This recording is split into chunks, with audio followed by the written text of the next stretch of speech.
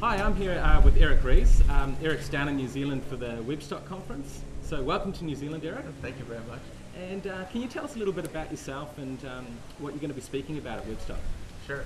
The session at Webstock is going to be about something called the Lean Startup, which is an entrepreneurship methodology that I have been working on over the course of the past year, based on a blog that I write called Startup Lessons Learned. And I'm in New Zealand to share that idea and also to learn about the indigenous entrepreneurship culture here.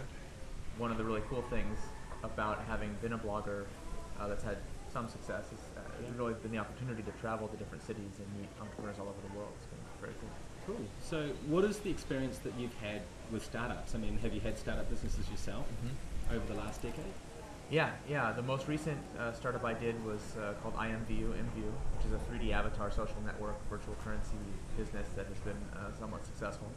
My startups before that have been less successful, mostly total failures.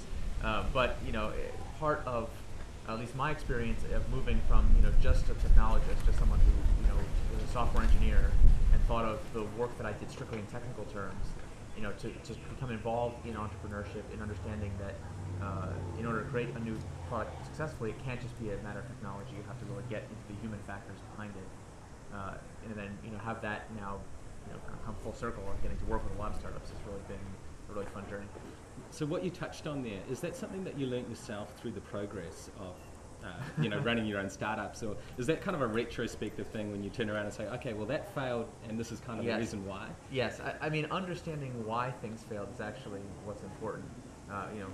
Failure is not an intrinsically good thing and it's extremely unpleasant, but being in a community of people who are comfortable talking about failure and really trying to understand the root cause of what happened. So what you touched on there was something that's quite interesting to me about the idea of failing and how you can actually use failure to grow or learn from. So is that something you're touching on in your workshop down at Webstock? Oh yeah. Yeah, in fact, one way to think about the Lean Startup is that by failing faster, we can get it out of the way quicker. Yeah. Right? So what we want to do is separate out the concept of company failure from idea failure. So most of the traditional linear big batch development processes bake in assumptions about what the product and business is going to be kind of in an irrevocable way. So when the product finally launches, it's either right or it's not. If it's not, the company fails, and I've been guilty of that personally many times. Instead, by taking a more iterative approach, we can actually try to test some of those assumptions early and figure out which of our various ideas are crazy, which ones are brilliant, and separate the two, focus more on the ones that work, and ultimately get smarter in time to then have a successful launch.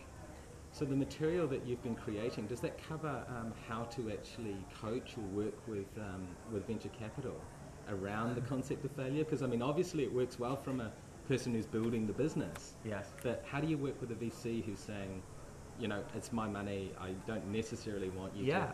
It's actually part of the irony of a lot of entrepreneur venture capital relationships is often the venture capitalist who is pushing for the bigger, faster, more dramatic launch. Because from the venture capitalist point of view, they have a whole portfolio of companies, and so they want to find out which of those companies are going to succeed or fail as quickly as possible. Right. And so it actually is somewhat rational, I think, in a traditional VC setting, for them to encourage entrepreneurs to kind of swing for the fences and kind of go for the one shot of glory. But as an entrepreneur who has a portfolio of one, your incentives are a little bit different. And actually, what I'm seeing in Silicon Valley, and now increasingly in investors globally, is an awareness of how to use failure in a more constructive way. And so the relationship between entrepreneurs and investors in a lean startup kind of framework is really much more focused on collaborative learning, actually trying to figure out, well, what are our key assumptions, and then how are the choices that we're making as entrepreneurs, how are they either validating or refuting those hypotheses. So for the people who are not at Webstock this week, the people in New Zealand who couldn't make the conference, who are actually watching this online, what is the one thing that these people can do to get something out of what you're learning and what you're talking about here?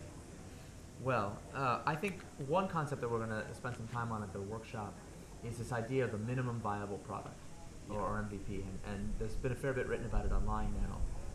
For those who are online right now, you can check it out. A minimum viable product is that version of a product which allows us to begin to get feedback and valuable learning from early adopters. And what most engineers, people like me who have an engineering training, we're just so used to building out big, robust, coherent products. It's actually physically painful to ship something that's not ready, that's too soon, that's still buggy, that's missing key features.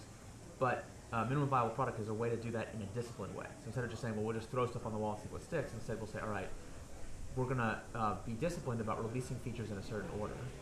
And then we'll be clear about what our expectations are about how customers should see it. And in fact, a natural victory in a minimum viable product is you ship it without key feature X, and your customers are like, you idiot, how could you be so stupid to ship it without key feature X? We view that as a very good outcome, because that means that they're thinking the same way you are, and then you can say, thank you for that suggestion, we're going to get right on it. Oh, but yeah. what happens quite often is either customers say, what about key feature Y? And you're like, huh? that's bad, but the worst is no one cares. So what happens when you release a product that's horribly buggy and nobody uses it? Well, then it's like, why did we go through all the effort of arguing over which bug to fix and not fix when we were completely on the wrong track? The product either doesn't have an ability to get distribution, nobody wants it, solving a problem that's not important. And that, the thing that really bothers me about entrepreneurship globally is we're still building way too many companies that are fundamentally building something that nobody wants. So it's not that they're having only moderate success and it's just not good enough. They're actually abject failures, and the decisions they made that led to their failure happened very early, but nobody checked in that buffer time. And especially in times when funding was more plentiful, it was very easy for people to delude themselves into thinking they were being successful, burn through a lot of money, as I have to admit I have done in my past. And now that conditions are actually a little bit tighter, I think that could be a very good thing for entrepreneurs, and especially those who follow a lean methodology, because then everybody's more cognizant of the need to really test fast, fail early. Again, failing early to succeed later. That's so really, to wrap this up, you touched on actually having an idea and building something that people want. Yeah. What is the one place or the one thing you can do to actually capture and formulate those ideas? Have you got a technique that you find useful for the idea creation process? Yeah, there's actually two almost contradictory phases of each iteration. There's the idea generation part and then the idea validation.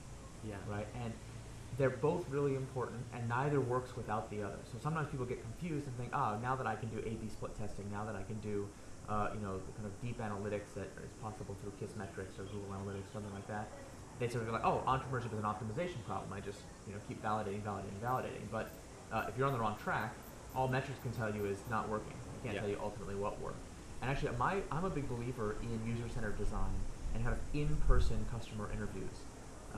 Most of the entrepreneurs that I see do not spend regular time with their customers, which I think is a shame, because as human beings, we're really hardwired to do mind reading, right? To really pick up on facial expression, to pick on body language, so that when you're showing someone your product, or better yet, talking to them about the problem you think your product solves, and they say something like, yeah, that sounds okay. You can be like, I wonder if is that really a passionate early adopter? And then there's a whole methodology called customer development, which was pioneered by a mentor of mine named Steve Blank, steveblank.com for those who are interested.